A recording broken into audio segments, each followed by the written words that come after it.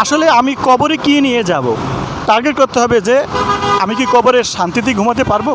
আমি যে প্রতিদিন রাতে ঘুমাই সেই ঘুমটা কি আমি শান্তিতে ঘুমাতে পারবো কবরে গিয়ে? পরকালই হচ্ছে আমাদের মূল ঠিকানা। আপনার এই সিগারেটটা কয় টাকা লাভ হয়? প্যাকেটের লাভ হয় 15 টাকা। ব্যবসাটা করেন কতদিন যাবত করতেছেন? 2 বছর।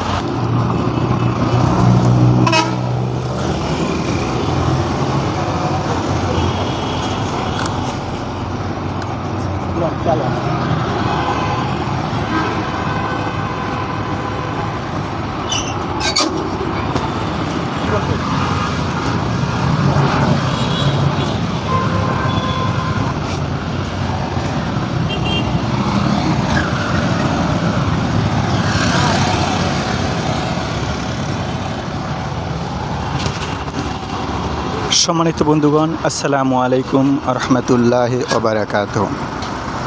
বন্ধুগণ, আপনারা দেখতে পাচ্ছেন একজন চা বিক্রেতা ভাই। আঙ্কেল, আপনার নাম কি? মোহাম্মদ মোতালেব ব্যাপারী। মোহাম্মদ মোতালেব ব্যাপারী আঙ্কেলের নাম।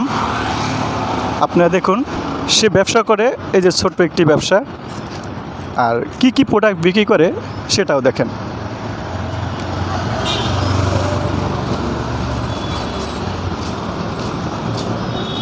দেখুন যে, এবং সাথে রয়েছে এই যে বিস্কিট বিক্রি করে আর চা বিক্রি করে। এক কথা, আঙ্কেল যে ব্যবসাটা করে ছোটোখাটো একটি ব্যবসা, আর কী কী প্রোডাক্ট বিক্রি করে সেটাও আপনারা সচক্ষে দেখছেন, তাই না? এখন আপনাদের মাঝে তুলে ধরতে চাই, বিষয়টা হচ্ছে যে মহান আল্লাহ তাআলা আমাদেরকে ব্যবসা হালাল করেছেন। এখন আমার ব্যবসা যাতে নবী রাসূল সাল্লাল্লাহু আলাইহি সাল্লাম এবং আমাদের মহান আল্লাহ তাআলা যেভাবে করতে বলেছেন সেভাবে আপনি কি করি, বা আমি যে ব্যবসা করি সে ব্যবসায় কোনো লুকোচুরি, মানুষকে ঠকানো, এই ধরনের কাজ কি আমার দ্বারা কি হচ্ছে? তাই দেখুন, আপনার এই সিগারেটটা কয় টাকা লাভ হয়? প্যাকেটের লাভ হয় 15 টাকা। এক প্যাকেট সিগারেটে তার লাভ হয় 15 টাকা। কয় প্যাকেট বিক্রি করতে পারেন? যারা 15 প্যাকেট 20 প্যাকেট 15 প্যাকেট 20 প্যাকেট বিক্রি করতে পারেন। এবং সাথে চা বিক্রি করে তাই এই চা যে বিক্রি করে, আচ্ছা, চা কয় কাপের মতন বিক্রি করতে পারেন? এক ফ্লাস। এক ফ্লাক্সে কয় কাপ হয়? ধরেন 50 কাপ। 50 কাপ। মানে এক ফ্লাক্সে কি সারাদিন বিক্রি হয়? সারাদিন হয়। সারাদিন বিক্রি করতে পারে। এখানে কখন থেকে কখন বসেন? ধরেন ফজর নামাজ পড়ে বসছি, আর এশার নামাজে আজান দিয়ে ভেসে উঠে যাম। আঙ্কেল ফজরের নামাজের সময় এখানে বসে, এশারের নামাজের পরে সে তার বাসায় ফিরে যায়। এখন বলেন, আপনি যে ব্যবসাটা করেন কতদিন যাবত করতেছেন? 2 বছর। 2 বছর। 2 বছর আঙ্কেল এই ব্যবসাটা করে। তাহলে আপনি দৈনিক অ্যাভারেজে কয় টাকার মতন লাভ হয়, বেচা কিনে হয় বলা? ধরেন 2000 আর 2000 লাভ হয় কয় টাকা? লাভ ধরেন 4-500 হয়। 4-500 হয়। আচ্ছা, যাও বন্ধুগণ, আঙ্কেল যে ব্যবসা করে সেই ব্যবসার আসলে কতটুকু লাভ, আপনারা সে কতটুকু ইনকাম করে, তার কত টাকা সেল হয় তা আপনারা শুনেছেন। বন্ধুগণ, তা দেখুন যে আসলে বিষয়টি হচ্ছে যে আপনাদের মাঝে তুলে ধরার একটাই কারণ যে দেখুন, যাদের কোটি কোটি টাকার ব্যবসা রয়েছে, টাকা পয়সা ধন সম্পদ রয়েছে, 10 তলা 20 তলা বিল্ডিং রয়েছে, তাই আমরা কতটুকু সন্তুষ্ট? মহান আল্লাহ তাআলা আমাদের যে তৌফিক দিয়েছেন তাতে কি আমরা সন্তুষ্ট? একটু বিবেচনা করে দেখুন যে আমরা কতটুকু সন্তুষ্ট। আপনি যখন মৃত্যু হবে, সেই মৃত্যু কবরে একটা টাকা কি আপনার সাথে যাবে?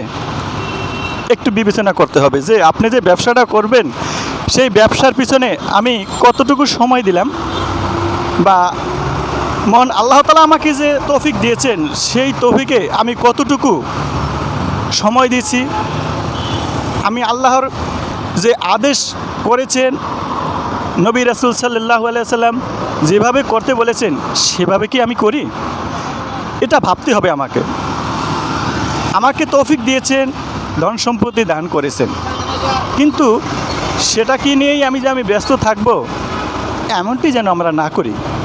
বন্ধুগণ, সবসময় আমরা একটু খেয়াল রাখব যে আমি যেভাবে চলতেছি আমি সেটা যেন আমার প্রিয় নবী হযরত মুহাম্মদ সাল্লাল্লাহু আলাইহি সাল্লাম এবং আল্লাহর সেই হুকুম অনুসারে হয়, সেভাবে যেন আমি চলতে পারি।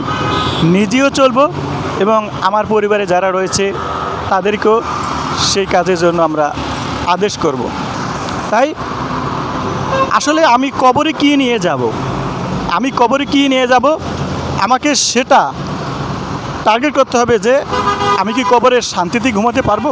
আমি যে প্রতিদিন রাতে ঘুমাই সেই ঘুমটা কি আমি শান্তিতে ঘুমাতে পারবো কবরে গিয়ে? বন্ধুগণ, অনেক কথা বললাম। যাই হোক, আমরা যে যাই করি না কেন, আমরা ছোট হোক বড় হোক, আমরা আল্লাহর হুকুম পালন করব, তারপরে আমরা দুনিয়াবি কাজ করব। কারণ পরকালই হচ্ছে আমাদের মূল ঠিকানা। দেখুন, আমাদের অনেকে দুনিয়াবুক থেকে চলে গেছে, আমি আছি, অথচ আমার সাথে যারা অনেকে ছিল তারা অনেকে দুনিয়াবুক থেকে চলে গেছে। আমাদেরকে ভাবতে হবে।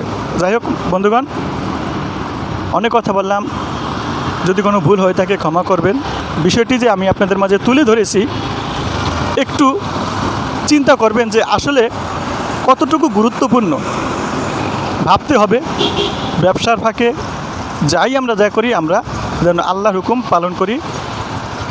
সকলে ভালো থাকেন, সুস্থ থাকেন। আসসালামু আলাইকুম রহমতুল্লাহি ওয়া বারাকাতুহু।